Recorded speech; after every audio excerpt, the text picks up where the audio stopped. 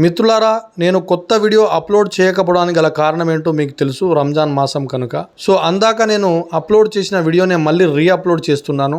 Actually ఇలాంటి వీడియోలు చేయడం నాకు ఒక ప్యాషన్. కానీ ఈ మతోన్మాదులను చూసిన తర్వాత నా ప్యాషన్ను కూడా పక్కన పెట్టి వీళ్ళపై కౌంటర్ వీడియోలు చేసేటటువంటి ప్రయత్నం చేస్తున్నాను. రంజాన్ తర్వాత యథావిధిగా మనం కౌంటర్ వీడియోలు స్టార్ట్ చేద్దాం. అందాక నా ప్యాషన్ అటువంటి ఈ వీడియోను చూసి మీరు ఎలా ఉందో కామెంట్ లో రాస్తారని ఆశిస్తున్నాను. 10 ఏప్రిల్ 1912 ఆర్ఎంఎస్ టైటానిక్ మొదటిసారి టైటానిక్ బయలుదేరింది సౌత్ ఆఫ్టన్ ఇంగ్లాండ్ నుండి న్యూయార్క్ వరకు.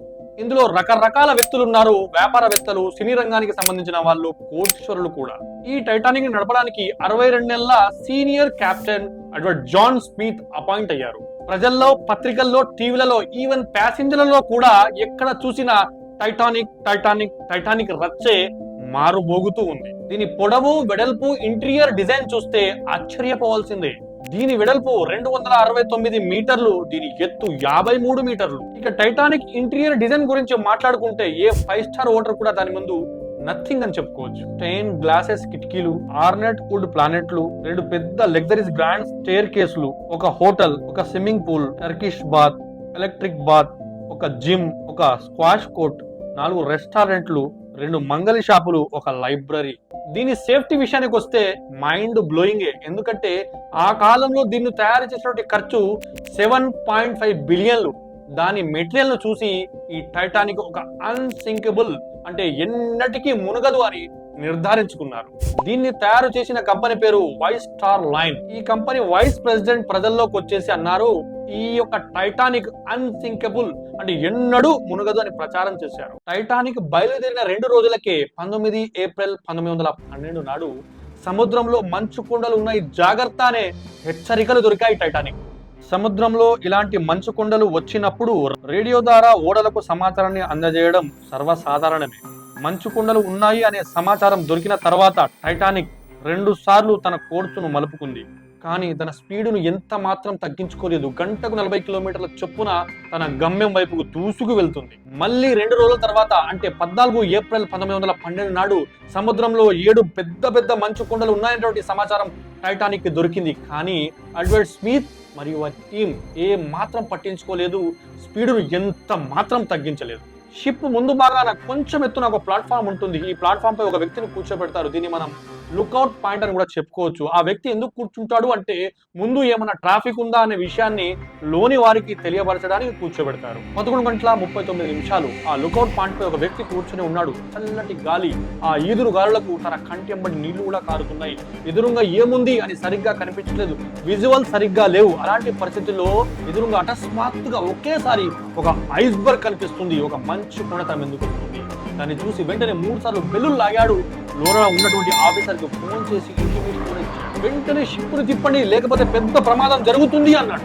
ఫస్ట్ ఆఫీసర్ విలియం విని ఇంజన్ వైపునకు పరిగెడుతూ అరుస్తూ షిప్ను లెఫ్ట్ వైపుకు తిప్పండి అంటాడు.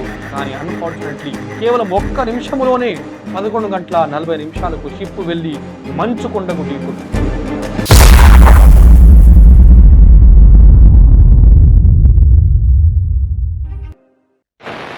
In the wireless cabin, the 2 operators, Phillips and Bride, flashed out signals for assistance.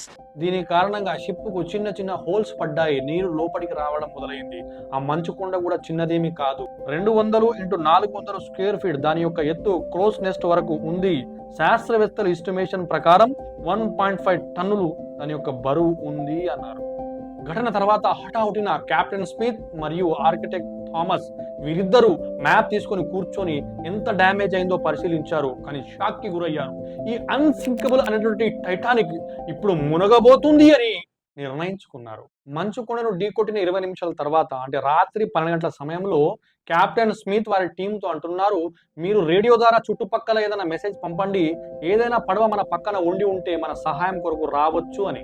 Senior radio operator Jack Phillips తరచుగా సిగ్నల్ పంపిస్తూ ఉంటారు.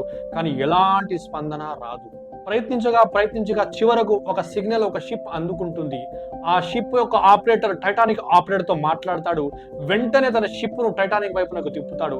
కానీ ఇందులో ఒక పెద్ద సమస్య ఉంది. అదేంటంటే ఆ షిప్ టైటానిక్ నుంచి 107 కిలోమీటర్ల దూరం ఉంది. టాప్ స్పీడ్ లో కూడాను ఆ షిప్ టైటానిక్ వైపుకు రావాలి అంటే మినిమం 3.5 గంటల సమయం పడుతుంది. ఇంతసేపు టైటానిక్ మునగకుండా ఆగగలదా? మిగిలిన టీం మెంబర్లు రాకెట్లు కాల్చడం మొదలుపెట్టారు. ఆ వెలుతును చూసి చుట్టుపక్కల ఏదైనా ఓడలుంటే మమ్మల్ని రక్షించడానికి వస్తాయేమోనన్న ఆశతో, కానీ ఆశ నిరాశగానే మిగిలిపోయింది.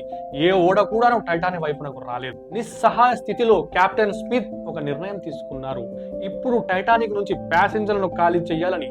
ఓడల ప్రోటోకాల్ మేరకు ఆడవాళ్ళను పిల్లలను ముందు లైఫ్ బోట్లలో ఎక్కించాలి. ఇక ప్యాసింజర్ల విషయానికి వస్తే ఎలాంటి భయమూ లేదు, ఎందుకంటే ఇది ఒక అన్సింకబుల్ టైటానిక్ అని అంతలా ప్రచారం జరిగింది కనుక ఇది మునగదు అనే భ్రమలోనే భయపడకుండా ధైర్యంగా ఉన్నారు. దీని కారణంగా మొదటి లైఫ్ బోర్డు దించినప్పుడు 65 మంది ఉన్నటువంటి కెపాసిటీ గల లైఫ్ బోర్డ్ లో కేవలం 24 మందే ఎక్కారు.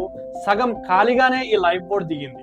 మెల్లమెల్లగా టైటానిక్ లోకి నీళ్లు రావడం మొదలయ్యాయి. ఇది చూసినటువంటి ప్యాసింజర్లు భయాందోళనకు గురయ్యారు, రియలైజ్ అయ్యారు.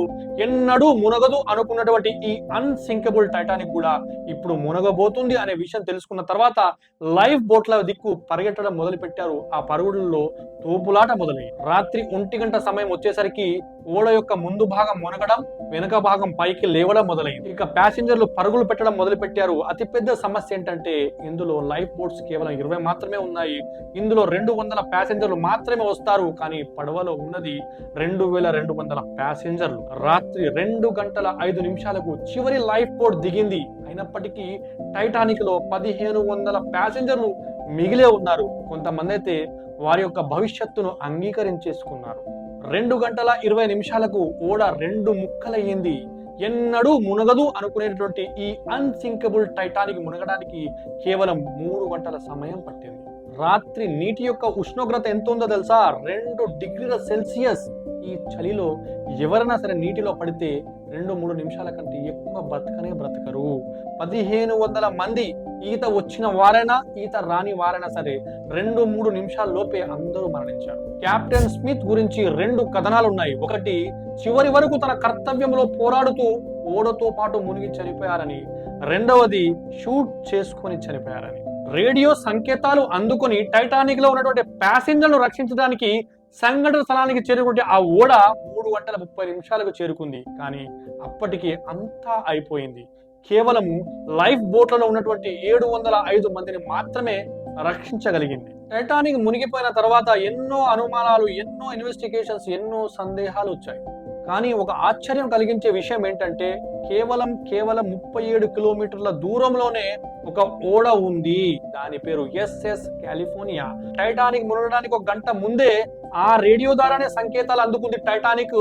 ఈ యొక్క సముద్రంలో పెద్ద పెద్ద ఐస్ బర్గ్స్ ఉన్నాయి, మంచు కొండలు ఉన్నాయి, జాగ్రత్త అని సంకేతం ఇచ్చిందే ఈ SS కాలిఫోర్నియా ఓడ. 11 గంటల 15 నిమిషాలకు కాలిఫోర్నియా రేడియో ఆపరేటర్ రేడియోను ఆఫ్ చేశారు. ఎందుకంటే సముద్రంలో మంచు కొండలు ఎక్కువగా ఉన్నాయి, ఇప్పుడు వెళ్ళడం ప్రమాదం అని చెప్పేసి పొద్దున్నే బయలుదేరదామనే ఉద్దేశంతో ఓడను అక్కడే ఆపేశారు. రాత్రి 12 గంటల సమయంలో టైటానిక్ లో ఏదైతే రాకెట్లు కాల్చారో ఆ యొక్క వెలుతురును కూడాను ఈ కాలిఫోర్నియా టీం చూసింది. కానీ ఏమనుకున్నారంటే అందులో పెద్ద పెద్ద కోటీశ్వరులు ఉంటారు, ఏదో పార్టీ జరుగుతుందని భ్రమపడ్డారు. ఇందులో తప్పు ఎవరిది అని చూసినట్లయితే మొదటి తప్పు టైటానిక్ అన్సింకబుల్ అని భావించి అందులో లైఫ్ బోట్లను పెట్టకపోవడం, ఇది ప్రధానమైనది మొదటి తప్పు.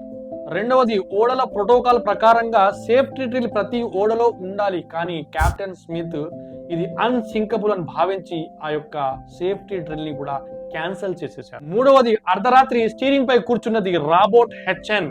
ఆయన లెఫ్ట్ సైడ్ స్టీరింగ్ తిప్పమంటే పానిక్ లో వచ్చేసి రైట్ సైడ్ తిప్పేశాడు. తన తప్పు తెలుసుకునే లోపే ప్రమాదం జరిగిపోయింది. నాలుగవది, బ్రిటిష్ ఎంక్వైరీలో తేలిన విషయం ఏంటంటే సముద్రంలో మంచు కొండలు ఉన్నాయి, ఐస్ బర్గ్స్ ఉన్నాయని ఇన్ని సంకేతాలు దొరికిన ఓడను అంటే టైటానిక్ ను ఎంత మాత్రము స్పీడ్ తగ్గించుకోకుండా గమ్యం వైపుకు దూసుకెళ్లడమే.